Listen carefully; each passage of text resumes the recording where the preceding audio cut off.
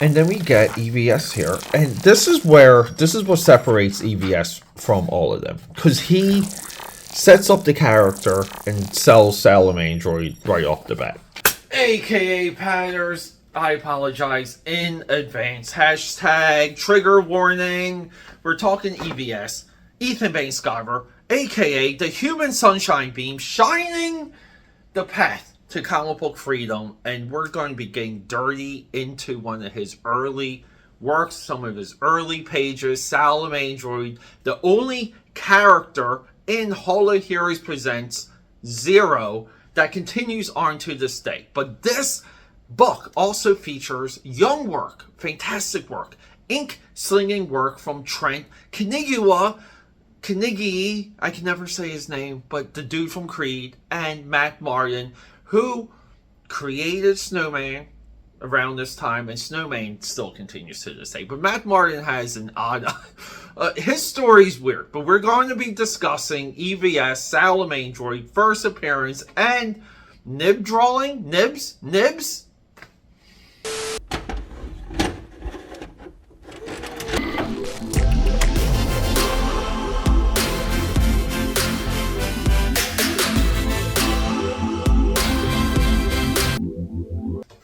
Trigger warning too, I guess.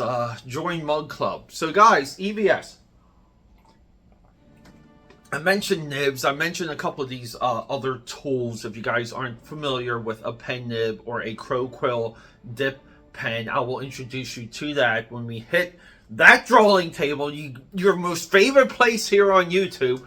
And if you're new here, I'm Peter A. DeLuca, aka Pad69, known throughout Philadelphia, PA, Europe, and the vast multiverse as your eclectic one. I love all of you beautiful people. We do comics on this channel. I'm trying to take over the whole comic book commentary game by actually reading the books that I bring to you. And I don't know, rolling in a lot of history, a lot of these other things that I've read. And throughout all of my life, I've been a lot of friends with a lot of people in, around, deep inside, that's what she said, comic books. Is I'm not just a dude reciting Wikipedia articles to you. I view my position sometimes as absolutely superior. And until you make a video, your opinion's not going to be superior. So, Salamandroid, Hall of Heroes presents Zero. My local comic shop here in Philly, I caught them slipping. I actually got this for about 50 cents, maybe 75 cents, less than $1. This is easily, in this condition, easily $100 book. With all of that said, this is the time in EVS's career that I salivate over. I even salivate over Trent Canigua, who's been featured. I went through his work a couple other times on this channel, and even Matt Martin Snowman, previously featured on this channel. This trifecta, this three-headed bulldog, collective talent that was curated by Hall of Heroes, fascinated me even back into the day. The very idea that Trent has continued, that Matt Martin has continued, and EVS has continued, is testament to their earlier work. But I just want to get a little, I call it getting dirty. Do you guys like getting dirty? Like on a Friday, maybe on a Tuesday night. Hang out with me, get dirty. But no, to really kind of try and dissect what some of the materials were that EVS used for his pages. I believe he was experimenting with crow quill, white out dip pen. We'll go through like some of those effects. A lot of the effects you'll see were very evident in Danny Mickey's inking and work. Okay, and we'll get some of it too with the Todd McFarlane, Greg Capullo collaboration on those issues of Spawn with the armor, like the way how McFarlane inked Capullo's armor, very high end. But this is a part of just the obsession, but not just comic book making, but comic book commentary, trying to pick up a couple clues. And thank God EVS is still with us. Let's hope that he can respond and give us a little bit of insight. Is he using Rapidiograph pens? It doesn't look like fine liners or Micron. I would love some insight. Maybe you guys can help me reach out to him. Does anyone have EVS's email? Wait, maybe do I have his? I might have his email. I actually might. But guess what, AKAPADers? Nothing begins, nothing goes anywhere until we hit that drawing table. Let's get dirty. AKAPADers, cheers! Excuse the totally messy drawing table. We have Salamandroid here. Hall of Heroes presents 0. This is almost like we would consider this phase 2 of Hall of Heroes. And what's phase 1 exactly? Well, we have a book called Vortex by Matt Martin. He's our launch consistent like superstar. Previously, I made this video about Matt Martin some time ago. I really viewed like Matt Martin as like the once and future great Todd McFarlane. Like he was the one that was supposed to incorporate all of McFarlane isms into the modern era, right? So he, does Vortex, I believe, for 8 or 9 issues. But for Hall of Heroes, he's really more or less more well known for Snowman here. Hall of Heroes presents, and this got a action figure line. We have one of those over here. I've been stockpiling things to do like a Hall of Heroes opening, like I wanted to open all 3 action figures in the video. So if you want to see that, let me know. Like the Creed action figure, which here, the Cyberfrog action figure, so forth. So Snowman kind of goes from Hall of Heroes to Eternity right here to Avatar. So I mean, it has like a lush publishing history. We know Cyberfrog goes from Hall of Heroes to Harris, and then EVS gets picked up by DC Comics. A little bit of work at Marvel, but he really becomes a DC boy. And then who I consider at this time to be kind of like the complete storyteller, not just artist, but storyteller, is Trent Canigua. He brought Creed like so far into the comic book lexicon that they were able to get a Teenage Mutant Ninja Turtle crossover, and the Turtles were dead at this point. Believe it or not, the Turtles crossing over with Creed was bigger for Creed than it was for the Turtles. So I'm going to make a reference later and outline the idea, right? Where like the part of the thesis of when we go through Hall of Heroes 0 is everything looks better in color, and Matt Martin knows how to do black and white. EVS, and let's just get into the Cyberfrog for EVS, okay?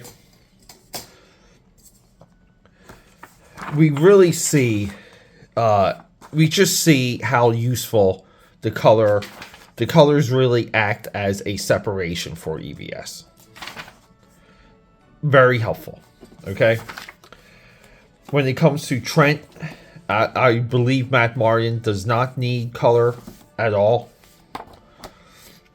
But we get the first appearance of Salamandroid, and this is a lot like Dale Keown's Pit. Like this is Pit, this is Timmy. The 10th, there's multiple 90s comics that kind of take the big monster with the little child trope. And we open up. Matt Martin is basically giving us a sequel or like an anthology to Vortex, and he's calling it Slingers. Okay, and Slingers is a previous cover. So there's 3 covers for this. Each one of these guys, Slingers, Salamandroid, and the Fuzz, each have a cover. What Matt Martin does here, and we kind of see these nice shots here, nice use of black and white. Sin City panel here. Matt Martin, great storytelling here. This is confusing because we don't have context to who the guy is. We know he's the guy from Vortex. The fairy out of explanation, the girl here out of explanation. But then we have this mannequin, and that's one of the covers. That's a little bit what I said. Like, there's something creepy about this, but this is the mannequin that's come to life. Our antagonist, the guy that we're focused on, basically robs someone tries to rob him in an alley. He's a pizza delivery guy. He has a pizza circle slicer, right? A pizza roller. But then he gets robbed for his pizza delivery car. And the mannequin girl, who previously was a mannequin, but she's living now, jumps into the car. Like, WTF. So, we have Salamandroid. We will touch on that. Amazing. Look at this spread. So, EVS is at another level with this. But some of Trent's storytelling here gets a little marbled. We have this explanation of the fuzz. It's confusing. It really is. But essentially, this creature dude that's in the beautifully designed. So Trent is, to me, he's like, it's like Scud, the disposable assassin, Creed, or this era, Trent Canigua, and Invader from Invader Zim. Okay, that's kind of like your black and white, super thick lines, super cartoony. Just like, I kind of call like effects like this, like I call this like splash drawing, because you're kind of drawing a splash. And like you see for gunfire, you see for like even that, like you see for a lot of stuff. But this alien little dog boy, nice design here, right? Here, make me into a plush. But this dude right there, he's just looking for he's like a kind of like a scavenger, and there's rare things, and there's this one creature, and that creature summons a medium-sized creature, and that medium-sized creature summons a big creature. All of this in the search for gold, essentially, or this guy. And that's it. And it doesn't quite land. I feel like if we had a little bit of help with color, some of the storytelling, like a little bit of like what happens here, if he's like, I get it, he's like going into like another cavern, but having like a color hue shift here, just to really communicate that we're transversing space or terrain. So that's the fuzz, but with Creed creator Trent Canigua. And then we get EVS here, and this is what separates EVS from all of them, because he sets up the character and sells Salamandroid right off the bat. Trent gives us this. Nobody wants to read this. And then Matt Martin just jumps right in with some nicely written captions, kind of setting up that this guy is a down and out drunk.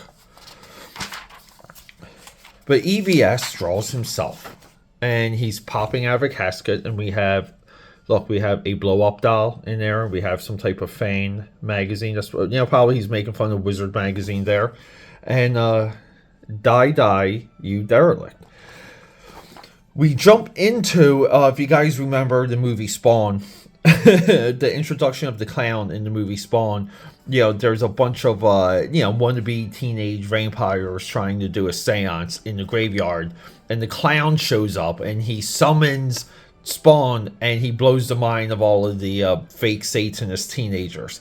That's essentially what happens here. We learn that this babe here, she's using her daddy's credit card, she's buying fangs, she's buying expensive blades, and they need a sacrifice. And this guy that they find in the alley, well, he's like a business guy. He's not really a bum, but they're going to sacrifice him. But he's already on the run. Look, here, leave me. Leave while you can. It's me he's after. He won't stop until everybody in the family sees payback. And then Salamandroid comes out the frame and nukes this dude's face. Love the gore. And then, Salamandroid, tosses him, gets rid of him, and basically, just says, like, hey, like, what, like, I'm coming for all of you, kind of just reiterates what we already know. You're just the first, Vincent. I'm going to hunt you all down. And then at this point, he kind of remembers the girl. And he goes to the girl, and the girl wants to have swing time. And Salamandroid's like, come on, what are you doing? And then we just end with him playing with her on the rooftop. Very 90s style. And we have EVS here. Check out EVS. Everything continues in Salamandroid Zin #1. And yeah, it's serviceable. There's a challenge for all three of these creators to set up their next thing, their phase 2, as we referenced earlier. Their phase 2 is Slingers, Salamandroid, and the Fuzz. And really what happens is EVS brings Cyberfrog to another publisher. Trent Kaniwa brings Creed to another publisher. To Lightning, Matt Martin, brings Snowman to another publisher. Doesn't continue Slingers. Salamandroid's the only one of these characters, right, that carried on to today. But the current book continuity is not this Salamandroid. I would love to continue this story. I think I just like the world. It's very teenage, very adolescent, and very what a teenager thinks is funny, and it just comes through. And a lot of other creators try that, and it doesn't. But it comes through for all three of these books. A little bit of, and I always felt like Matt Martin, he worked out a lot of demons in his pages. A mannequin coming to life, seducing you, is somewhat of a teenage fantasy. And I love, this. I just, if this was the beginning of this story, like this here, and we went on to, another 3 or 4 pages, I would be all in. The Fuzz here, Trent does some building. He builds this environment for new character that is somewhat of a scavenger. He's reliant, resilient, great to look at. I believe he needs color, because even here, it gets a little bit muddy. Even here, it gets a little bit muddy. But Trent could draw his butt off, just like Matt Martin, just like EVS. And I would like to see the Fuzz continue also. Probably never will. This version of Salamandroid probably never will. And let's just get into tools here. So Matt Martin, and I don't know this for a fact, brush and crow quill. You see a lot of brush, you see a lot of crow quill in these. EVS, right? We have crow quill, and then we have the rapidograph. That's for EVS. And then we have Trent. And Trent, to me, always was a brush guy, because you see it so much in some of these. You see with some of these dips and chunks. You see a lot of the brush in Trent. I could be wrong. But Trent also does these. I love his page numbers. He does this in Creed too. That's a comic book stiffy there. So guys, just wanted to give you a quick rundown of Holy Heroes 0 with a little bit of background. Hope you enjoy. If you have time, subscribe, support, leave a comment.